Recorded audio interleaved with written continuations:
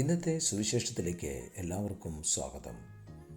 ലോകത്തിൽ പ്രേക്ഷിതർക്ക് പ്രേക്ഷിത പ്രവർത്തന മേഖലകളിൽ ഉണ്ടായേക്കാവുന്ന തടസ്സങ്ങളെയും ബുദ്ധിമുട്ടുകളെയും കുറിച്ചാണ് ഇന്നത്തെ സുവിശേഷം ഓർമ്മിപ്പിക്കുന്നത്. ചെന്നായ്ക്കളുടെ ഇടയിലേക്ക് കുഞ്ഞാടുകൾ എന്ന പ്രയോഗം യേശുവിൻ്റെ ശിഷ്യന്മാർ നേരിടേണ്ടി വരുന്ന പീഡനത്തിൻ്റെ കാഠിന്യവും അവരുടെ നിസ്സഹായ അവസ്ഥയെയുമാണ് കാണിക്കുന്നത്.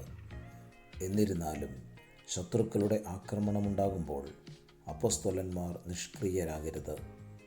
തങ്ങളുടെ തന്നെ ആളുകളും സിനഗോഗ് അധികാരികളും വിജാതീയ ഭരണാധികാരികളും ശിഷ്യന്മാരെ പീഡിപ്പിക്കും. എന്നാൽ ഈ വെല്ലുവിളികളും പീഡനങ്ങളും യേശുവിന് സാക്ഷ്യം നൽകാനുള്ള വലിയ സുവർണാവസരമാണ്.